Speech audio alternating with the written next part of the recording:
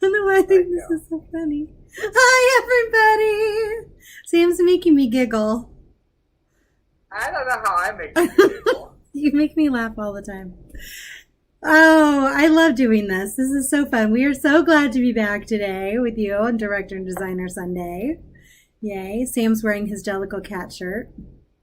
I am. This is a preview to another fun little thing that we have coming up for you. Yeah, I still have to get started on that. Right now, everyone's thinking, it's Space Cats! No! It's Space Cats. Okay, we've got some quick announcements we got to go through before we get to our very special guest I'm so excited about. All right. She Kills Monsters, Little Renegade Productions, September 26th and 27th. Sam, do you have a flyer for us? I do have yes, I do. I was trying to think of the word. I do have a flyer for you. Awesome. I think Steve, it's me. Okay, he's going to post it up this week, so we'll have more times on how to get signed up and everything. Mark your calendars now. And then also we're doing the virtual play reading series. That's coming out in September. We will have a flyer for that and all the dates and all the times and how you get signed up for that very shortly. And if we're still taking submissions, if you want to submit, it's plays@kentwoodplayers.org. And it just needs to have 6 characters or less, formatted to work in Zoom, 15 to 30 minutes in length. That's it. Send it off. And also, if you would like to direct, same place, plays@kentwoodplayers.org. And then, I'm so excited are you timing me? No, I'm not timing. Oh. I thought maybe you were timing me. I'm so excited. I'm making sure you can hear us. I love you. He's the best producer ever. It's true. You're too kind. It's true. All right. So the music hall is coming up in October. And so if you what's like... that? What? What's that? Well, I'll tell you, Sam. I'm glad you asked. It's the time where Kentwood members do a little cabaret show. It's really a hoot. Who should I contact if I want to... You know what? You should contact Roy Okita, and if you don't have his email marketing@kentwoodplayers.org, and I will get you in touch with Roy Okita. That's what you should do. And it's going to be fun. This is a great time. I'll do that right after this. Please do, because I think we're singing a number. Weird. Spoiler alert. All right. And also Daniel's show. So Daniel Kruger did the costumes for the Culver City Parks Theater production of, I just love this title, Sherlock Holmes Meets the Bully of Baker Street. So that runs September 9th through the 20th, and admission is free, but donations are encouraged. We are trying, all these theaters are trying to stay alive through all of this. So, yay, I'm really looking forward to that. We better get on that quick. You froze. Yeah. Okay. So, without further ado, I'm so excited about this guest. He is a brilliantly he's going to be so mad at me for saying this, but his video's not on right now, so I can say whatever I want. He is a brilliantly talented lighting designer and sound designer and set designer and director. I'm a huge fan of all of his work. I also personally, he's been a designer for me, both in lighting and sound, and he is a joy to work with. He's wonderful to collaborate. We're going to talk more and more about this, but I am so excited. Today we have award-winning lighting and sound and set designer, Bruce Starrett. Are you so mad? Because I was blushing. I was going to say, are you mad for gushing over you so much?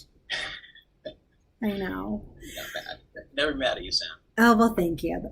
It's your fault because you're so good. So I don't know what to tell you. It's true, though. And I really mean it. You are just so fun to work with. And I'm really looking forward to hearing about all the stuff you do when we're not in meetings. All the stuff you do to prepare to deal with us crazy directors. But really quickly, just a reminder for everyone, this year, Bruce designed the sound, lighting, and co-designed the set with Harold for The Giver. And all three of those are for The Giver. And he was acknowledged this year with Mark and Masks in all of those categories. Yay. And this was a really good season. Not like our other seasons aren't great. We always have really great seasons.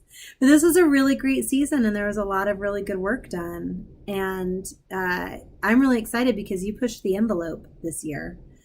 Yeah, this was the first year I had watched every show in the season, and I really enjoyed all of them. So.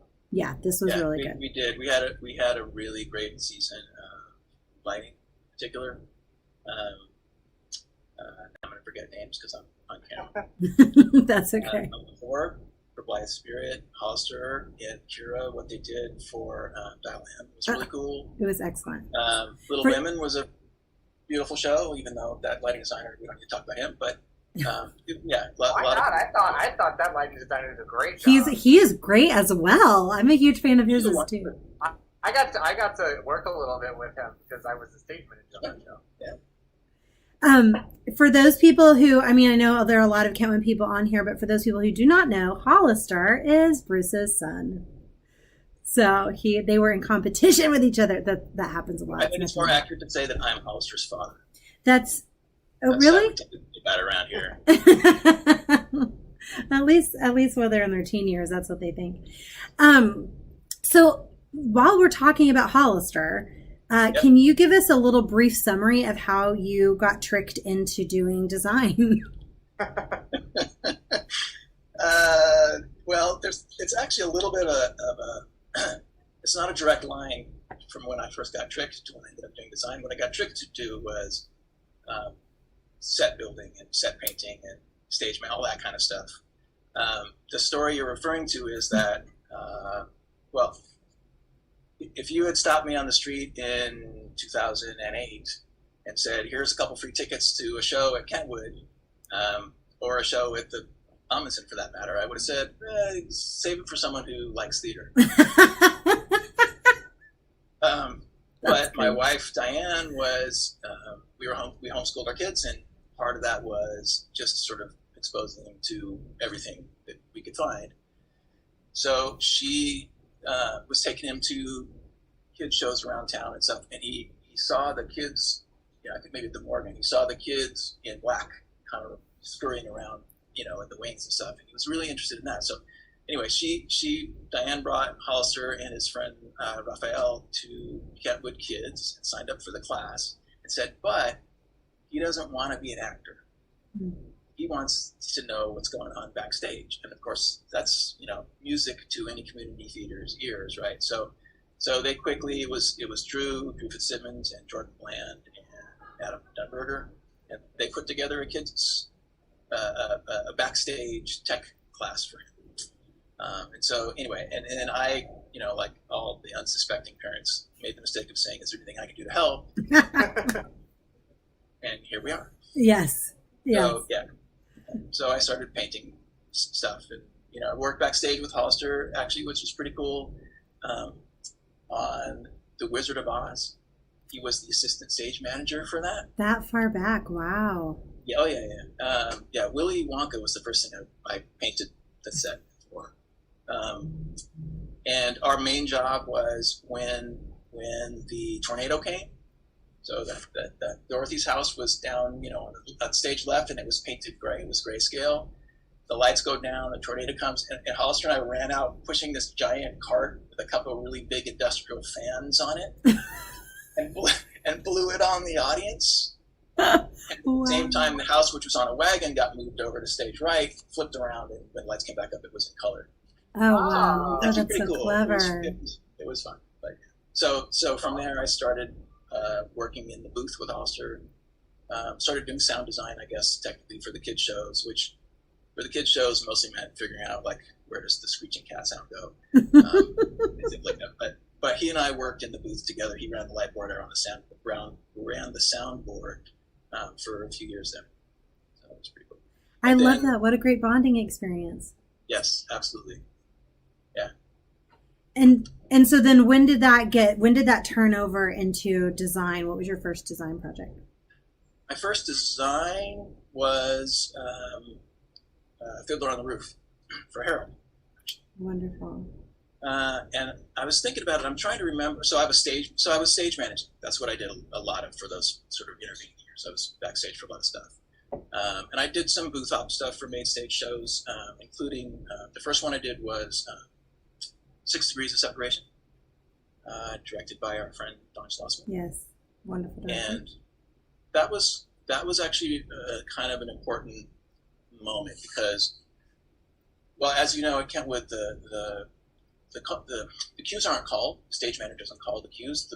The booth ops run from a book, right? The designer writes up a book, and then you kind of work through it in tech week, and you figure out when to do the cues in. So it means that the op has a certain amount of not too much leeway, but there's room for feel. So it was cool because you got to be sort of part of the production in a way. Right. And that particular show was kind of black box with a lot of light stuff to direct the action and stuff like that. So there were scenes where, the actors were literally standing along the front of the stage, and then a light would come up on one, they would say the line, and they would come up and say, F you, whatever. All the quality of mercy, that's a famous line. So there's a lot of back and forth between the booth and the actors.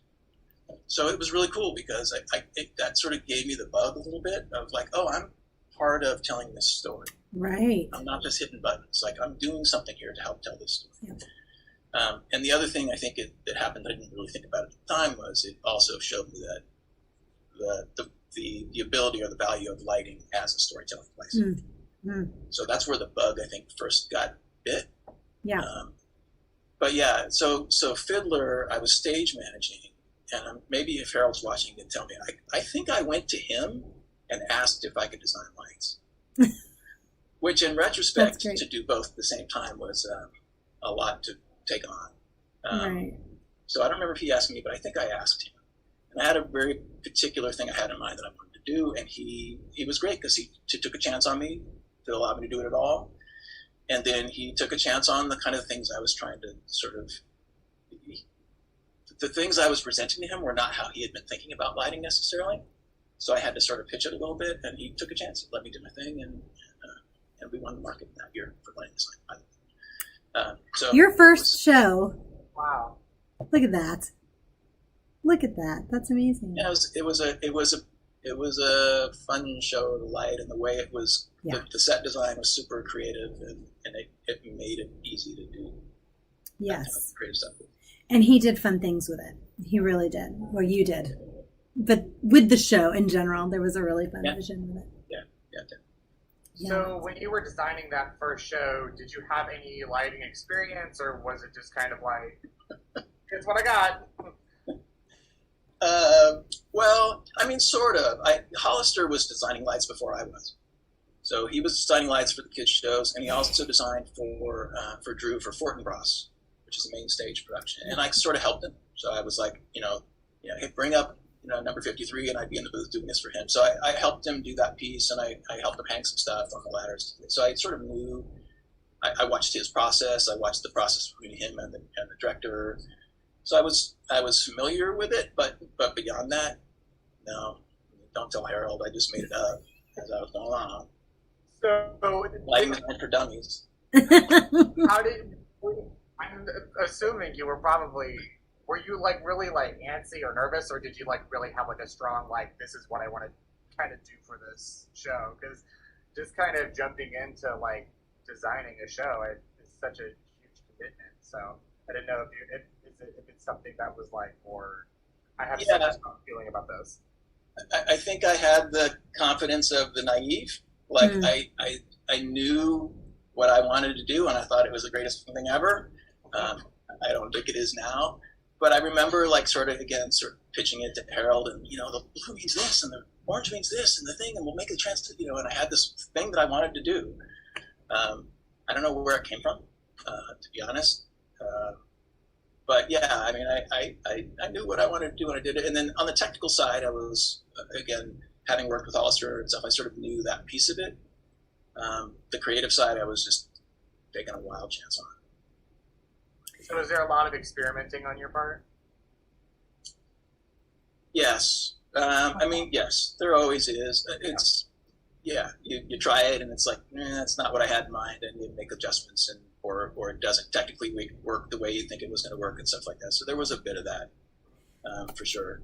There's one thing that I've really been impressed with you, and I think it's really great to hear on something like this, because we're going to get all kinds of backgrounds on the show. And some people go to a theater conservatory and study all the technical stuff. And some people go do liberal arts or interned with such and such or whatever. And I've been really impressed with when you came into your own and said, I've got this vision, I can see how this could work really well. You educated yourself. So talk to me a little bit about the kind of research that you've done to learn about all this stuff. Because coming from that, and then now you've revamped the entire theater's lighting system. Well, this is the part where if there are any directors out there who might be hiring, plug your ears. I don't know, Sam. I mean, I was sort of only half kidding about lighting design for dummies. I read a lot. I read online a lot. Now, anytime I can't see a production without just, I'm the guy in the front row going like this because I'm trying to see where the lights are hung and stuff like that. I don't know what to tell you. It's just a matter of researching because it's fascinating to me. Yeah. I'm a technical guy. I come from the technical aspect of it, and then to be able to translate that into creative work is super, super cool. And so I'm always trying to find ways to do more of that. I love understanding. This is gonna sound weird. I love understanding technically how things work. It makes it more beautiful to me if I understand what the wavelengths are in the gels or whatever the hell it is, stuff like that. That's part of my appreciation of theater, is that piece of it. So I'm just always interested in how it's working and trying to learn more, and talking to other people, and I've learned a lot from the other designers at Kentwood and from other places for sure. We've had some of the guys who did it sort of back in the day, like Richard Potoff comes in and redoes everything I did for the last show, and I come back and go, oh, that makes more sense than what I was doing. Like, you know what I mean? You learn from what people do, and you learn from the internet, and you learn from books, and mostly you learn from doing it wrong. I think that's important. Right. Yeah. I think that's the important lesson, is that we can't get caught up in that there's one way to do things. Like, oh, you've got to go to, Webster Conservatory, little plug because it is a great conservatory, but you don't want to go to Webster Conservatory, get this degree, but that there are other venues, because artists, especially creatives types in general, there are different things that are going to call us. Like you're just now talking about how things become more beautiful to you, understanding the technical aspect of that. That is what speaks to you and to your art. And I hope there's somebody out there, just a designer within, going, that's me. I want to do that. And I don't want to, I don't want to go to the school, or I don't know what to do. I just want to get involved in the work and know that they can. There's a again, that's been my experience. I can't say what it's like to go to school or what you should or shouldn't. I mean, it's just sort of been the way I've always done everything, to be honest. My career is the same way. I just sort of, oh, that looks cool. Can I do that? And then I just sort of learn it. And I think it's also, not to get on a tangent here, it's also, I think it's true of children and the way children learn too, that if you're intrinsically motivated to learn the thing, as opposed to something telling you that it's important for you to learn, then you learn it. You want to learn it. You learn it better. You learn it more fully. It means more to you. So that's just how I do stuff. It's interesting. I try it, and if it turns me on, I learn more about it. Keep going. Yeah. Right. And I think, even though I go to school for film and theater, I think the best education you're going to get is just by doing it. Because what you were saying about how you basically volunteered to design the lighting for, was the Fiddler on the Roof, I had volunteered to stage manage Little Women, and I had zero experience doing that. I was just really interested in doing it, and a lot of it was just learning by doing it, and by trying things, and by doing things wrong, and by getting things right. So I think that's definitely like the best education you're going to get, is just by going out and taking the chance of doing it. Well, I never would have known that you hadn't gone to school for it on a Little Woman, because you were a natural. He is. Oh, thank you. You are. You really are. Yeah. Well, we knew that going in. But the thing is, like, as much school as you're going to, I mean, that is what school is. It's a safe environment in which to take risks and learn and fail and learn what does and does not work, or succeed and go, oh, this is great. At some point in time, you have to put the knowledge that you're learning to use and to try it out. That's the only way as artists. I was going to say really quickly on the match floor. So Bruce directed Match, and I did the scenic design with Melody, she's my co-partner. On the Match floor, you can actually see our process of learning how to do wood grating in a wood floor. And I think that's what you have to do, is like, just you learn the tools and then you got to do it. That's the only way. So I think that's great. Let's talk a little bit about The Giver, because this is the most recent show. It's the one you won for. And you guys really pushed the envelope a little bit in some of the things that you decided to do lighting wise and sound wise, really. Can you talk to me a little bit about what your vision was and your approach? Well, there's two sort of, there's the lighting of the show. And then there was this whole preamble that happened kind of in the dark, right? And that was it's actually the thing that we spent a lot of time on. So if you didn't see the show, when the show began, the lights went down and you heard and saw video of this sort of like prehistory that led up to the situation in the show. And we did that all with video and sound, and then I threw some lights too. So it sort of started with the peaceful days in prehistory, and then war came along, and war became more and more destructive, and then we ended with the big atom bomb and all that stuff, right? So that, and I incorporated lights into that as well. So when the guns are firing, the lights are flashing, and so you felt like you were we hope you felt like you were kind of in the middle of a battlefield. So that was its own separate project, and it warranted a whole separate process. I mean, it took a lot of time, basically, just to get that right, just because it was complex in the way that it was programmed into the system.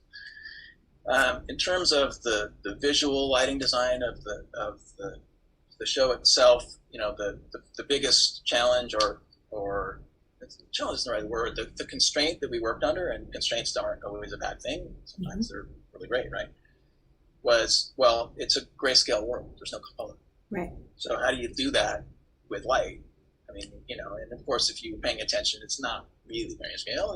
There's color and all the light, but it was a choice about how to do that. So the world of the community is really the stark kind of colorless world.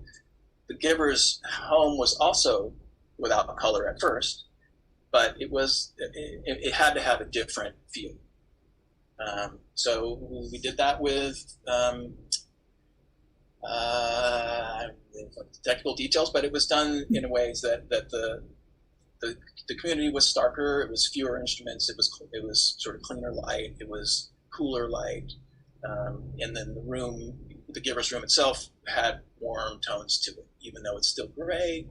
It wasn't really, and there's a little bit of warmth in there. Skin tones are warmer and all that stuff, and it was diffuse, and it was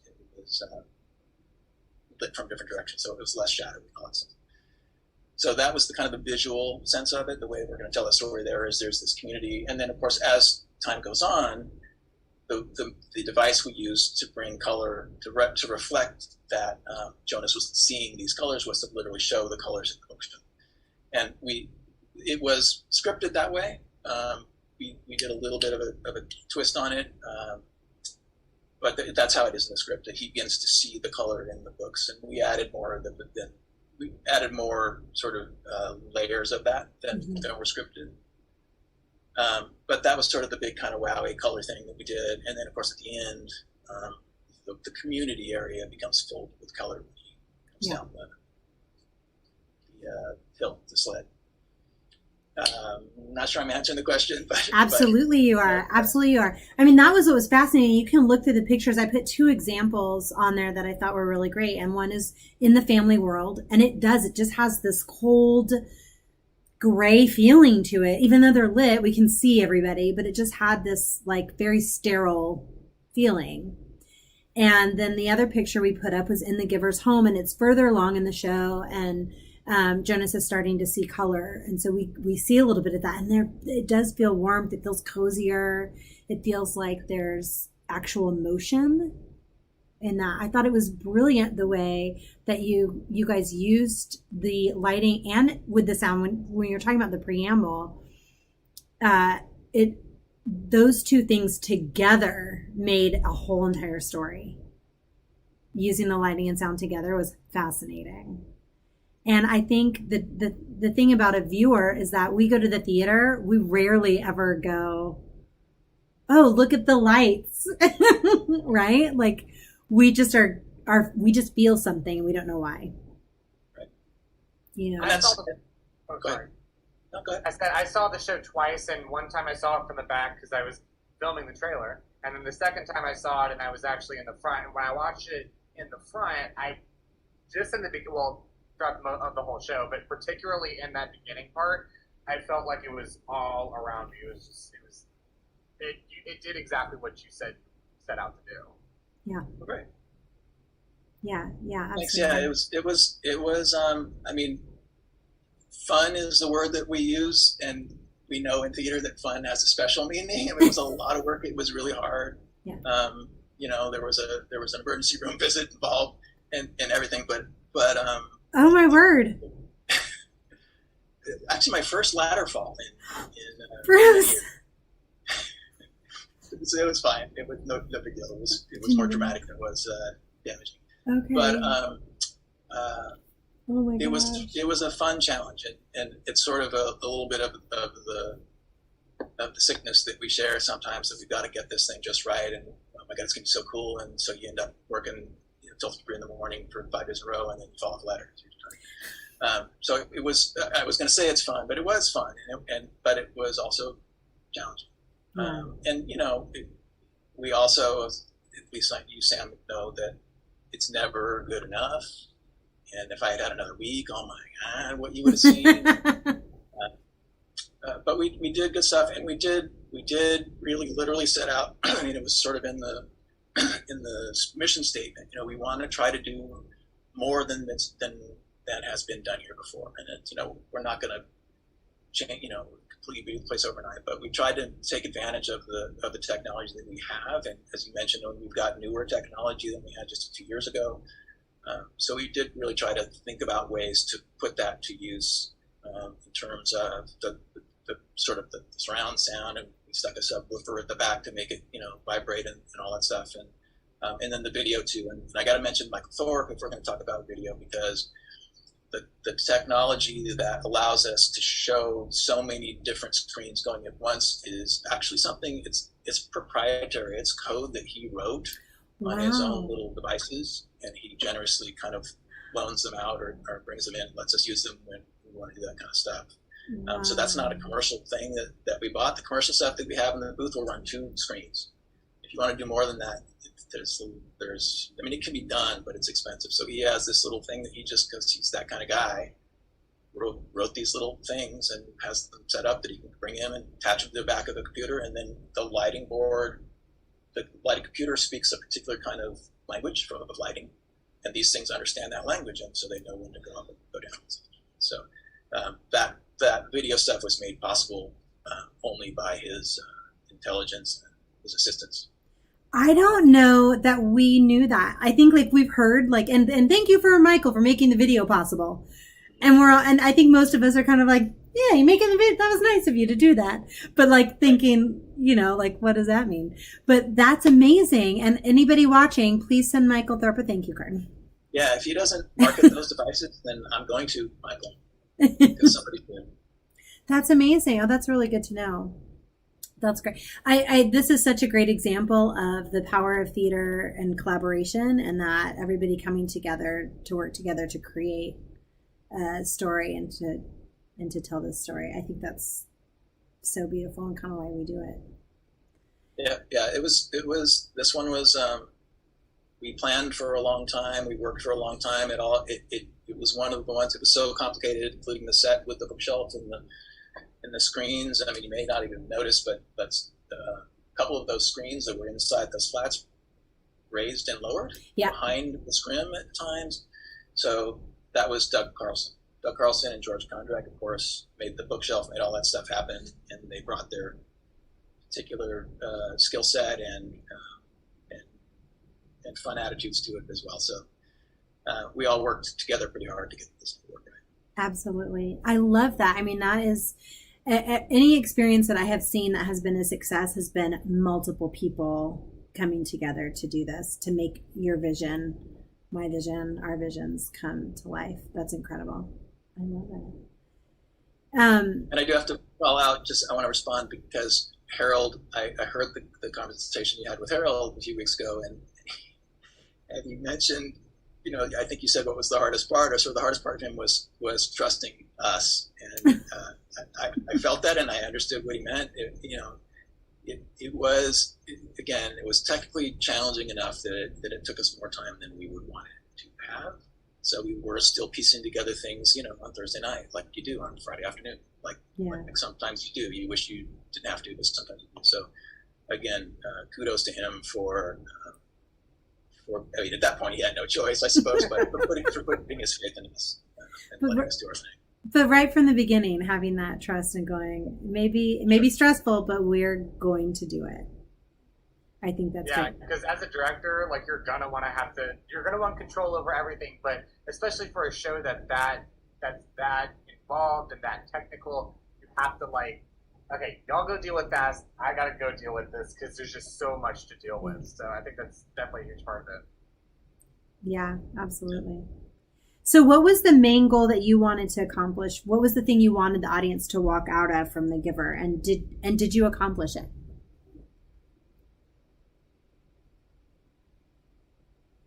Well, I mean,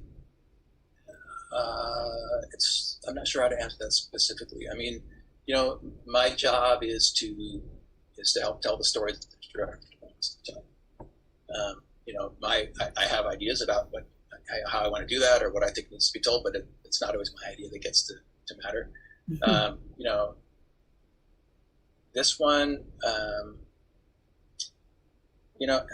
I don't want to get too political. You heard what Harold had to say about it and what he thought was important about it, and I think we accomplished that. I think that the you described the vision of this kind of stark world where we're without choice and without feeling, I think we conveyed that pretty well. Yeah. A sense of colorlessness, with sort of hidden color. I think we visually did that. I think that the lighting supported that story, and again the transformation that happened to Jonas while he was with The Giver. Mm-hmm. I think we helped support that as well with the lights in the video and all that stuff. I mean, we told the story, and my part of it told my part of the story. I think I was successful in that sense. Definitely. I'd say so, 100%. It's always funny when I speak to you after you've done a design, because sometimes I'll get, well, this was what I wanted. Yeah, it was fine. I'm like, it was amazing. What are you talking about? So, but I know as designers, and I feel like this as directors too, we have something that we're reaching, but we're always, like you said earlier, we're always constantly perfecting it and changing it. And I think that's the creative and artist in all of us. It's easy to do. And it's hard to just go, let your baby go. Let it be. Well, Thursday night at 3 a.m, you're ready to let it go. You're like, yep, we're done. What it's going to be. I mean, you do get to that point where, the ship has sailed, the train has left, all that stuff. It's kind of like, okay. But you know that about me. It's difficult for me to be satisfied with what I did. It's difficult for me to believe that you really liked what I did, all that kind of stuff that we artists have to do with. I don't think that's uncommon amongst creative people and artists. I see so many people. I follow a lot of directors and stuff on social media, and they're always like, I never watch my old stuff again because the whole time I'm going to be like, I should have done like this. Mm-hmm. I should have done it like that. I shouldn't have done this. So I think that's so common to feel that way. Absolutely. Absolutely. So I want to talk about a couple of things before we wrap up. You directed a wonderful production at Kentwood called Match, which I saw numerous times and just loved. And you also did your design work for that, correct? I mean, I know Hollister did lighting, but did you do, or I guess Hollister and Kira did lighting for that, right? Did you do sound for that too, or no? Did you have someone else do that? No.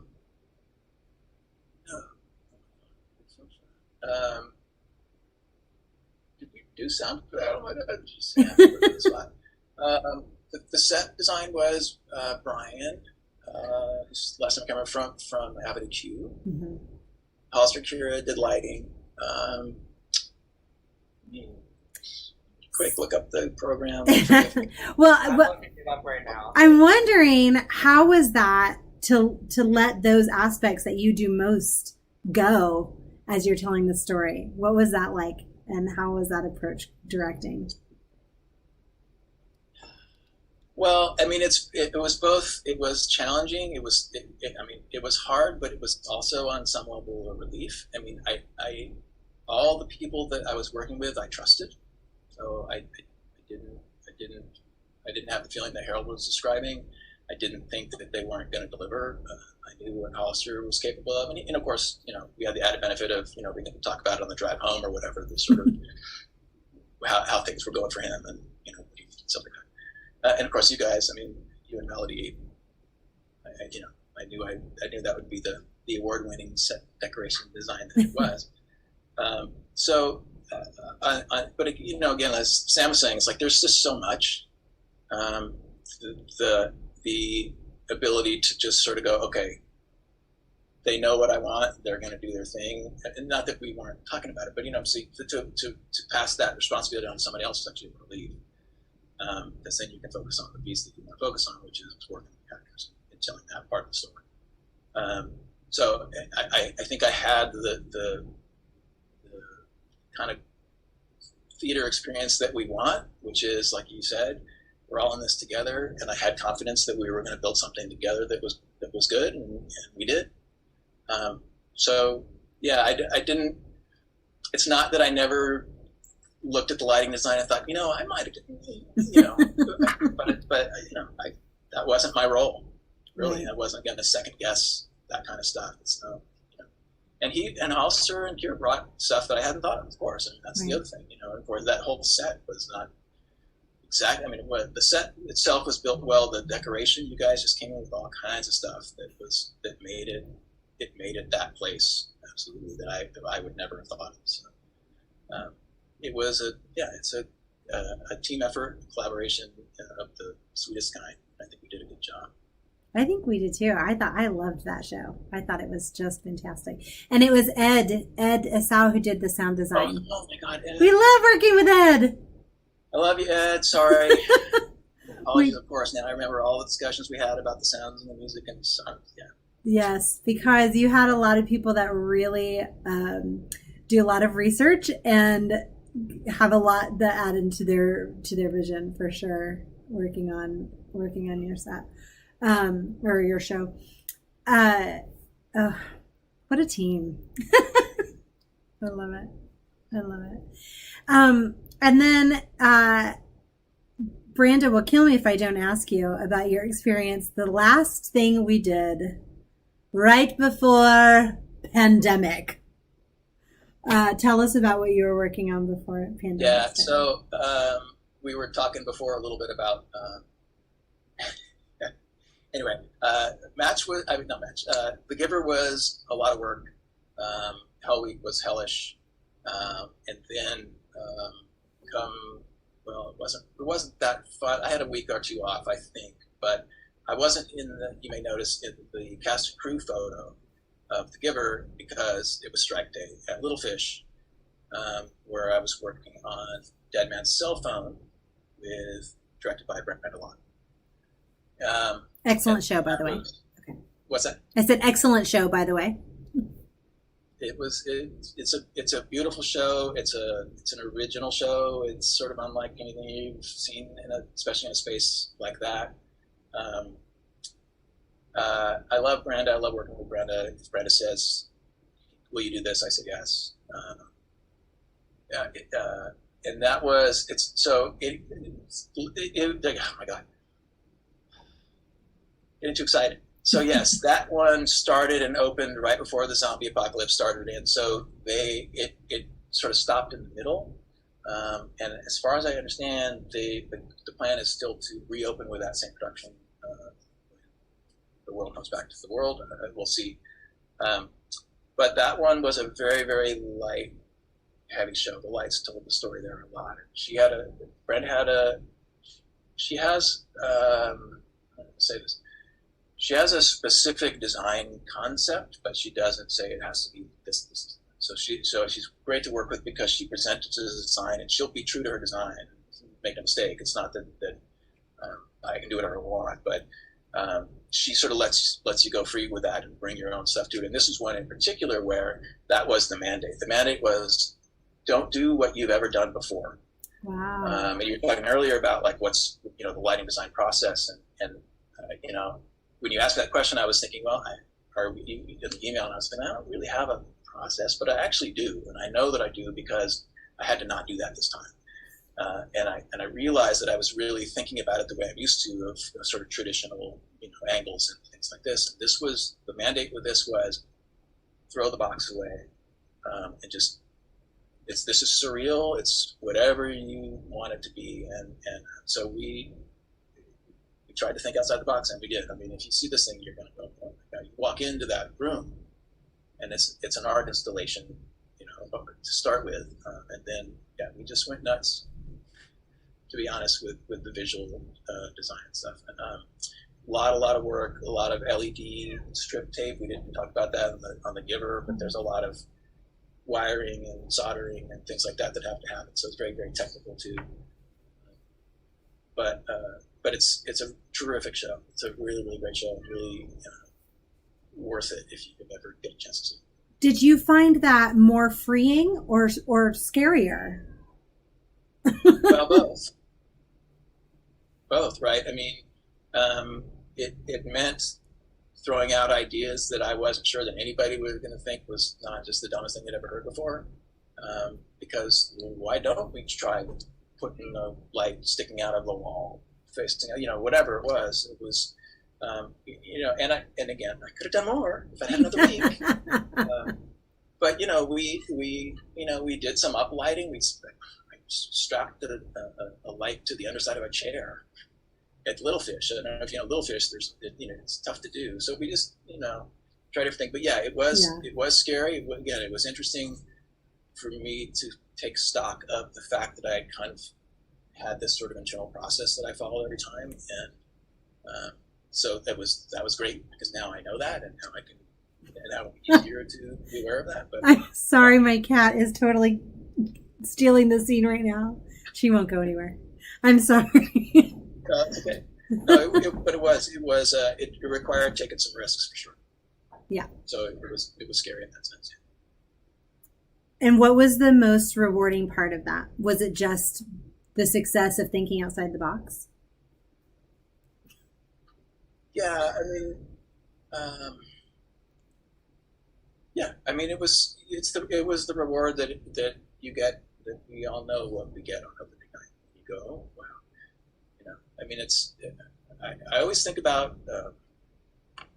Ideal Husband, because there was a moment when it must have been like Hell Week. Because emotions are running high, and we were watching a rehearsal. And you were at the back of the house, and I came back and I sat next to you, and I put my head on your shoulder, and you put your head on mine, and I said, "We made something beautiful." Yeah. You said, "Yeah, we did." It's like, okay, this is what we do. We tell stories. We want to tell stories, and that's important. But when you sit in the back of the thing and you go, you just have that visual experience and that sound experience and that emotional experience. To be part of creating that is that's the thing. I don't know how to describe it. It's like if you have to ask, we understand. It's if you know what that is, you know what that is. Yeah. And so I got that for Dead Man's Soul for sure. It was a unique one. A unique and beautiful one. I'm so sorry, Katniss. You're gonna have to go, baby. She like really wants to talk to you, Bruce.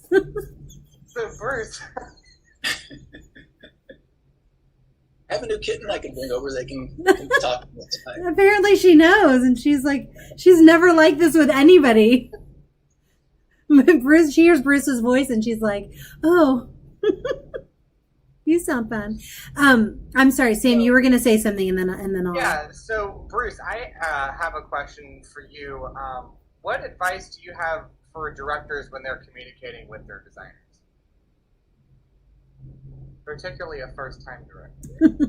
A first-time director? Is that what you said? Or first-time designer? Oh. Director. Or both. Well, talk to Branda. So, no, it's, not to beat this stuff, but different directors have, how do we say this? See design and tech differently, and they expect different things from it, and some want more from it and some don't. It's like lighting has, if you read the textbooks, if you read the lighting design for dummies, it'll tell you that the first thing is to make it so you can see the actors, and the second is to kind of set time and place, like the set, and the third is to maybe create some moods. Sometimes they'll say, well, you can help tell the story in other ways. Some directors that I've worked with never get beyond, and not that they have to, I don't want to make this sound judgmental, but they see it in different levels. For some directors, it's just the first thing is all that matters. For some, it's the first two that all are what matters. I just wanted to feel, this is nighttime, we should see some light at the window or whatever. And the fireplace should flicker.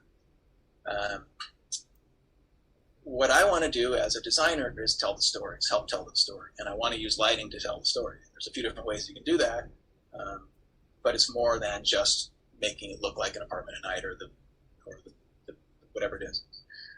So when a director comes to me and says, this is my complete vision, and my complete vision includes the visual aspect of it, and not, again, I don't want her to tell me we want lights here and there. I had a director come in one time with a book, and the book had every cue in it, and every color and every level. And I was like, oh, well, you don't need a lighting designer.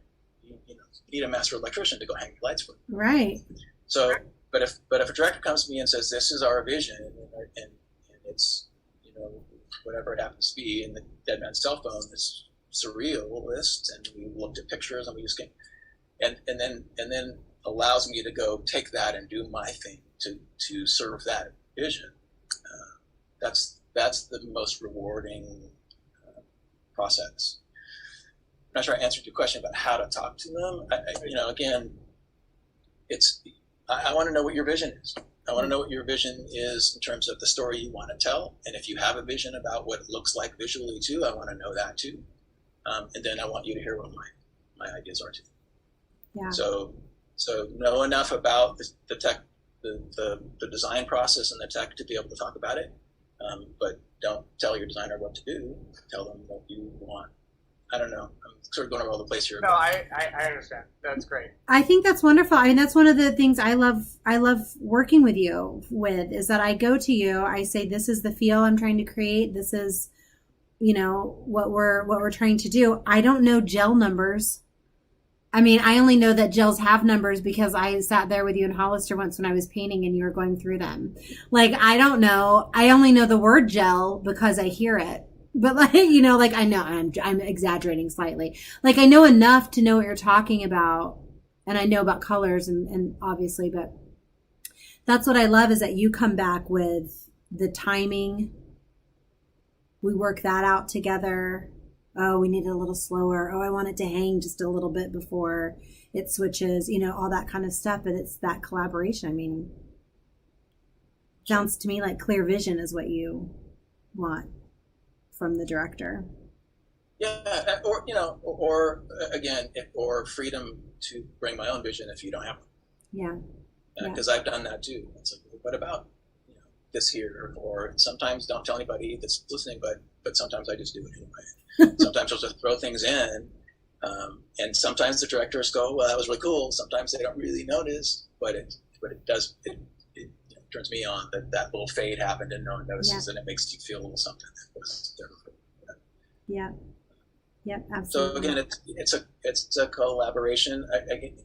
In community theater, lighting is often, in my experience, seen as just a technical process and not necessarily a design process. So if you're coming to a lighting designer with design challenge, then that's what it's all about. I love that. I love that. And I'm so glad that you said that, because that tells us that it doesn't matter the level of theater, whether it's community theater, Broadway tour, Amundsen, Pasadena, whatever. Give people an opportunity to be artistic and to tell the story, because we all can. And right. we can accomplish anything, even with not very much money and not very much time. That's right. I want to read a couple comments, because I just now noticed people are commenting. I'm so sorry. It was a little hidden. Well, first of all, Melody mentioned award-winning Hollister for Fortinbras. So that was his first main stage show. He also did win. Katniss, you have to sit over there. And it was so funny because Melody was saying this, and I was thinking that he was a baby. He was a kid when he did that. Isn't that so funny? Not anymore. And one of the things Melody was talking about, we're talking about this right now too, is that Kentwood gives people an opportunity to learn and to try. And I think that's great. It's a nice, safe space to take risks, like in The Giver. Sunday in the Park with George, we have this giant painting projected. I'd never seen anything like that at that theater. That was really exciting. Ideal Husband was a great thing where the entire set breaks apart. And I loved your transitional lighting in, just as total segue, but this is one of those subtle gifts where most people don't know. But I remember sitting there, because the eye just naturally goes like, it went dark there and it went light there. And it's like the national, and I went, like, it was just that feeling of like the whole audience is going to move their attention and they're not even going to know why, which was great. And it needed to, because there were so many people on that stage and so much activity. And it was just really intelligent, beautiful. Melody also said the battlefield in The Giver totally worked. She's wanting to know what kind of lights you use on behind the bookshelf to make those books come out. That is LED tape light or strip light. It's everywhere these days. You can buy it at Home Depot in a roll, and people use it, under their counters. People use it on their cars now. Wow! It's literally tape that peels off and can stick. We didn't use it as tape in this case, but so it's tiny little pieces with little LEDs on them, and they're multiple colors. And then we have special controllers that allow them to be controlled with the lighting software. So behind that bookshelf, and then of course they have to all be wired together. So each book had a little piece about 6 inches long, 3 or 4 LEDs on it, and the books themselves were gel. It was diffusion gel. So it's a kind of a plastic that looks gray until the light shines through it, and then you can see the color of the light behind it. So the back of that bookshelf was just a rat's nest of wires going back and forth, because each controller would control one color, and then there'd be 3 of that color on this shelf, maybe 2 here, and maybe 3 on the bottom, and they all had to connect to each other. So it was this incredible mismatch, whatever, of wiring, and then all these controllers and stuff. So and it's 3 colors. It's RGBs, 3 colors, so you can blend the different colors, with the software to be the color that you want. That is amazing. It's meticulous work. It's the same stuff we used on Dead Man's Cell Phone to light some of the frames. We had these glowing frames that would light up, and it's a lot of wiring together to get it to work. Just so. That's insane. Yeah. And we don't know this. We just see the beautiful after product and that was so cool. Yeah. Wow. You don't know that the fathers of the actors were literally sitting up in the green room soldering pieces of LED tape together for me. Wow. Because it would never have gotten done if I hadn't had that help. Wow. Props to all the parents. Thank you. Yeah, oh my goodness. Again, that's the community coming together to make something happen and to build a great world. I love that. Lefty wanted to let you know, never doubted Bruce for a second. Lefty was in the show, played father. And Melody said, you do beautiful work, Bruce.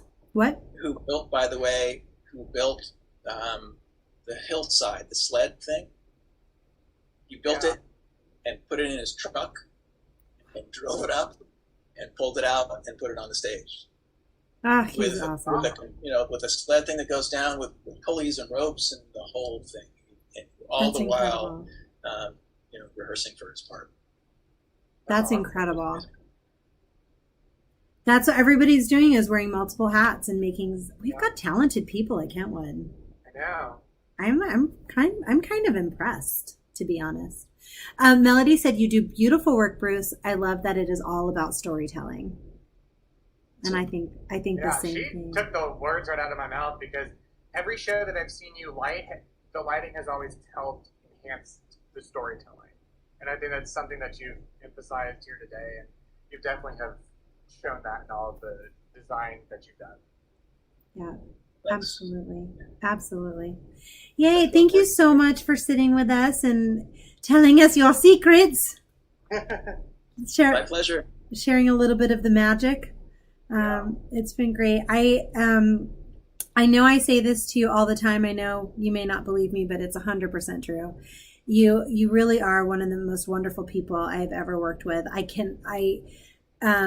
I know Brandon and I will fight over you if we ever direct a show at the same time. So we've actually made a deal that we will not direct a show at the same time because we don't know what to do. But don't put them close together either. Say that one more time. Don't put them one after the other. Or okay, I will add that to the contract. We'll have a bad habit of asking you if you'll work on their show during Hell Week of the previous show. Right. When you want to say never again. No. Yeah. That's also the worst time to ask anybody to do anything in the future, is during Hell Week. That's my advice. But seriously, I love working with you. I can't imagine directing a show without you there. I hope that never happens.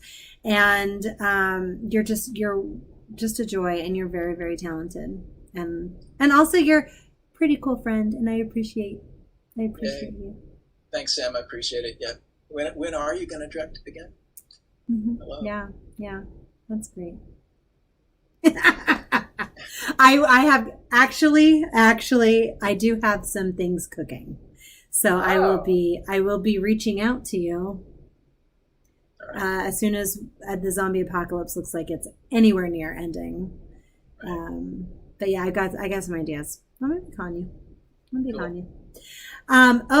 Two more things and then we got to go. Melody says, I promise to deeply consider lighting in the future. And I just want to say one thing. I do hope that that we do think about that going forward and really appreciate our lighting and our sound designers and our set designers. That it's more than just lights up and down and, band music at the beginning. And if I may, as you mentioned, we also now have increased capability at the theater to do a lot more than we used to be able to do. So we should be thinking about it that way too. Absolutely. We can play more. Yes, we can play more, both with sound and lighting. So thank you so much. Thank you, Sam. Thank you. Thanks, guys. Appreciate it. Yay. And we have a fun guest on this coming Thursday. We have, this is a friend of mine from my past. Coming to join us. Yes, he was my Frankenfurter in Rocky Horror, and he is the marketing director of Tulsa Theater Alliance. I don't think I got that name right. We always get it wrong. I'll have it correct by Thursday. But yeah, you do not want to miss this. He's going to have really great fun things to say, and you'll get to see Rocky Horror pictures. I mean, win-win. Who doesn't want that? Who doesn't want that? Yes. We will not make anybody dress in I'm gonna have to think that. We might. All right. Well, thank you, everybody. We'll see you Thursday at 7. Thanks for watching, guys. Thank you.